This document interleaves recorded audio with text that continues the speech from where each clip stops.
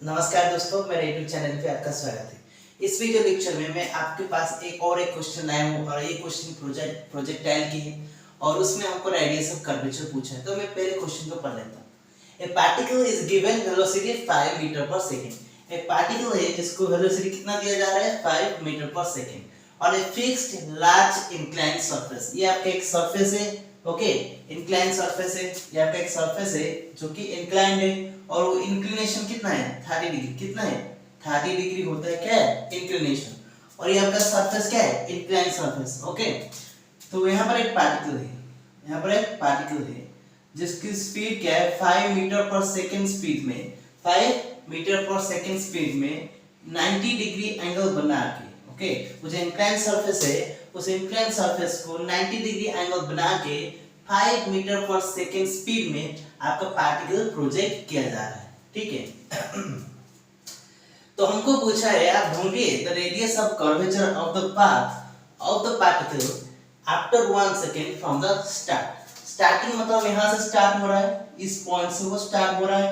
तो इस पॉइंट से जब स्टार्ट होगा 1 सेकेंड बाद, 1 सेकेंड बाद आपको क्या ढूंढना है, रेडियस ऑफ कर्वेचर ढूंढना है। वो पार्टिकल की जो पाथ होगी उस पाथ का रेडियस ऑफ कर्वेचर आपको ढूंढना है। तो देखिए मैं रेडियस ऑफ कर्वेचर ढूंढने के लिए मुझे क्या चाहिए, उस पार्टिकल की ट्रैजेक्टोरी चाहिए, यानी कि उसकी जो y कंपोनेंट होगी, ये 2 डायमेंशनल मोशन, उसकी y कंपोनेंट और x कंपोनेंट के बीच उनके जो इंटर रिलेशन चाहिए, उनके बीच में जो रिलेशन होगा, मैथमेटिकल रिलेशन, मुझे वही चाहिए। अगर वो मुझे मिल गया तो मैं रेडियस ऑफ कर्वेचर के बारे में सोचूं, तो उसको मैं कैसे कैलकुलेट करूं, तो ऑब्वियसली मैं उसकी ट्रैजेक्टोरी को फॉलो करूंगा। जो टाइम पैरामीटर होगा उस टाइम पैरामीटर को मैं एलिमिनेट करूंगा, ठीक है। मैं वही प्रोसीजर के साथ जा रहा हूं। तो मैं क्या करूंगा, इस पॉइंट को मैं ओरिजिन लेता हूं, ओके। और ये मेरा जो एक्सिस है ये मेरा x एक्सिस है और ये वाला जो एक्सिस होगा ये मेरा y एक्सिस होगा, ठीक है। तो जो उसके जो कंपोनेंट होगा, देखिए अगर ये मेरा 30 डिग्री होता है, ये हॉरिजॉन्टल है और ये दोनों एंगल क्या है, अल्टरनेटिव एंगल, तो उन दोनों एंगल क्या होगी, 30 डिग्री होगी। तो अगर ये 30 डिग्री होता है तो ये आपका क्या होगी, 30 डिग्री होगा, ठीक है, क्योंकि ये टोटल 90 डिग्री। तो इसका कंपोनेंट क्या होगा, जो uy होगा तो वो क्या होगा, 5 cos 30 डिग्री, क्या होगा, 5 cos 30। जो cos 30 होता है उसका वैल्यू क्या होता है, हाफ होता है, तो ये 5/2 मीटर पर सेकेंड। और जो ux कंपोनेंट होगा, ux यानी कि इस दिशा में, तो क्या होगा, 5 cos 30 इस कंपोनेंट sin 30, 5 sin 30, 5 sin 30, ठीक है। जो sin 30 क्या होगा, जो sin 30 की वैल्यू है रूट क्या होगी, क्योंकि हाँ sin 30 की वैल्यू क्या होगी, हाफ होगी, सॉरी ये √3/2, ठीक है। ये क्या आ गई, √3/2 और ये क्या होगी, 5/2 मीटर पर सेकेंड, ठीक है। ये हमारा वैल्यूज होगा दोनों कंपोनेंट की इनिशियल। तो अब मैं क्या करूंगा, इसकी जो ट्रैजेक्टोरी होगी, इस दिशा में तो कोई फोर्स या कोई एक्सेलरेशन नहीं रहेगा, तो क्या होगा, उसकी जो चेंज इन x कंपोनेंट होगा, चेंज इन x कंपोनेंट, तो शुरू यहां से हुई थी, तो जो x कंपोनेंट होगा उसका क्या होगा, ut plus half at square, acceleration नहीं है, एक इस दिशा में एक्सेलरेशन 0 है, ओके। तो ऑब्वियसली ut होगा, तो u क्या है, ux क्या है, ये है, परंतु डायरेक्शन क्या है, ये इस दिशा में है, ओके। तो क्या हो जाएगा, 5/2 t, क्या हो जाएगा, 5/2 t, यहाँ पर x। तो उसकी जो चेंज इन y उस तरह कैलकुलेट करेंगे, तो चेंज इन y होगा, तो इनिशियल 0 पे है, तो क्या हो जाएगी, फाइनल y पे है, तो क्या हो जाएगी y। तो इस क्वांटिटी क्या होगा, s = ut, यानी कि y कंपोनेंट क्या है, इतना है, तो किस दिशा में, अपवर्ड, तो मैं क्या लिखूंगा, 5√3/2 ut, ओके, ये हो जाएगा, plus half at square, acceleration क्या है, ay दिशा में, नीचे की तरफ है ग्रेविटी की वजह से, -g, क्या होगा, -g। तो मैं क्या करूंगा, उसको ut plus half at square यानी कि g/2 t स्क्वायर, ये होता है क्वांटिटी। तो ये मेरा होता है change in y, change in y। तो ये जो क्वांटिटी होता है इतना होता है।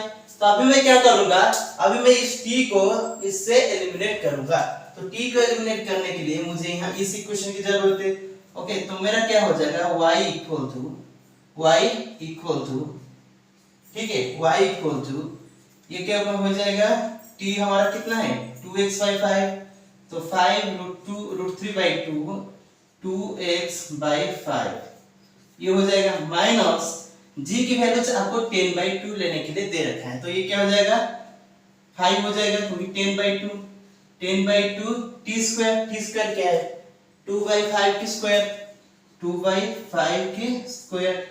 तो आपके पास क्या आपको मिलता है, अगर मैं इसको कैलकुलेट करूं तो मुझे मिलता है y इक्वल टू √3x ये क्या हो जाएगा 5 स्क्वायर कट जाएगा एक 5 तो क्या हो जाएगा 4/5 ये आपका x है। ओके, x स्क्वायर 2/5x, तो मुझे y कितना मिला इतना मिला, देखिए मुझे y कितना मिला इतना मिला। तो अभी मैं क्या करूंगा, अभी मैं कैलकुलेट कर सकता हूं तो मुझे रेडियस ऑफ कर्वेचर कैलकुलेट करना है। तो रेडियस ऑफ कर्वेचर क्या फॉर्मूला होता है, अगर आप कैलकुलस पढ़ोगे ओके ग्रेजुएशन में या पहले अगर आप पढ़ सकते हो ओके, तो वो क्या होता है अगर कोई कर्व है और एक्स वाई कंपोनेंट में आपको उस कर्व की ट्रैजेक्टोरी पता है, इसका मतलब इसकी एक्स और वाई कंपोनेंट में रिलेशन पता है, तो ये क्या हो जाएगा 1 plus dy/dx square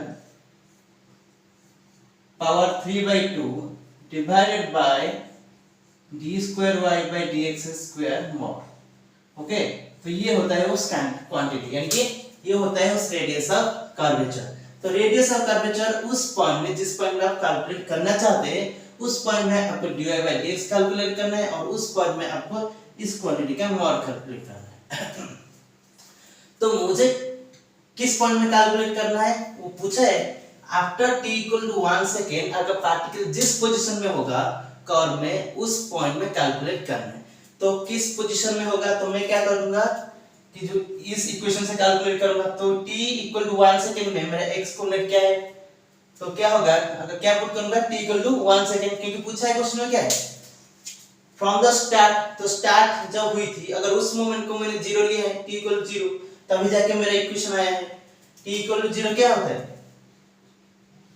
when it starts, जब वो स्टार्ट किया था तो उस मोमेंट को मैंने क्या दिया t इक्वल टू 0। अगर मैं इसको t इक्वल टू 0 पुट किया तो मुझे उसकी पार्टिकल की जो ट्रैजेक्टोरी में t इक्वल टू 1 सेकेंड में मुझे चाहिए कोऑर्डिनेट, तो ऑब्वियसली मैं पुट करूंगा यहाँ पर क्या t इक्वल टू 1, क्या पुट करूंगा t इक्वल टू 1, तो मुझे क्या मिलेगी x इक्वल टू 5/2, क्या मिलेगी x इक्वल टू 5/2, यानी कि ये मुझे dy/dx और d स्क्वायर y/dx स्क्वायर चाहिए, कब चाहिए जब x की वैल्यू 5/2 होगा। तो यानी कि मुझे क्या चाहिए when x इक्वल टू 5/2, ठीक है, जब x इक्वल टू 5/2 होगा तब मुझे इस क्वांटिटी का वैल्यू चाहिए जो कि मुझे क्वेश्चन में पूछा है। तो इस इक्वेशन से कैलकुलेट करते हैं dy/dx कितना होगा, जो dy/dx होगा तो कितना होगा इस इक्वेशन से √3 कितना होगा √3, और जो सेकंड डेरिवेटिव होगा सॉरी dy/dx क्या होगा √3 माइनस 8/5x ये होगा, ठीक है, और जो सेकंड डेरिवेटिव क्या होगा इसका पहला डेरिवेटिव। ओके, यानी इसको एक बार दोबारा मैं डेरिवेटिव करूं तो मुझे क्या मिलेगी -8/5 तो मुझे यहाँ पर x इक्वल कितना पुट करना है 5/2, कितना 5/2। अगर मैं x इक्वल टू 5/2 में कैलकुलेट करना चाहता हूँ तो मुझे क्या मिलेगा √3 माइनस 5/2, तो ये क्या हो जाएगा 4, dy/dx क्या हो जाएगी √3 माइनस 4 हो जाएगी।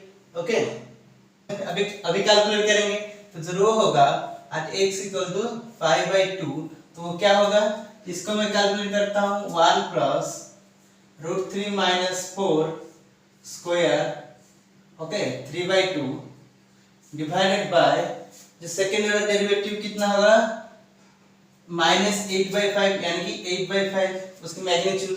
तो अगर मैं इसको कैलकुलेट करता हूं तो मुझे 1 प्लस 3 प्लस 16 माइनस 8√3 ओके उसकी पावर क्या हो जाएगा √3/2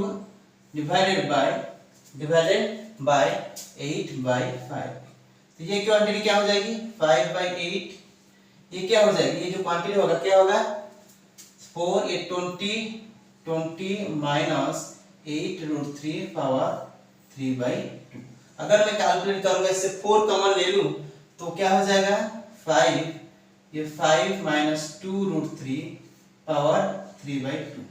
ओके, अगर इसको हम कैलकुलेट करेंगे तो ये √3 की वैल्यू क्या आता है 1.732 और इसमें 2 मल्टीप्लाई करूंगा तो क्या मुझे मिलेगा, इतना मिलेगा। ओके, तो इसके वैल्यूज 5 से अगर सब्ट्रैक्ट करूं तो मुझे कितना मिलेगा 2.646। ओके, इतना मिलेगा। तो अभी मैं क्या करूंगा इसकी स्क्वायर रूट कैलकुलेट करूं और उसके स्क्वायर रूट कैलकुलेट करने के बाद जो क्वांटिटी मुझे मिलेगा तो क्या मिलेगा, वो हम जो भी मिलेगा वो हमारा क्या होगा आंसर होगा। ठीक है, इस क्वांटिटी का आप कैलकुलेट करोगे जो भी मिलेगा आपको, आप क्वेश्चन का आंसर मिल जाएगा। Okay, thank you for watching this video.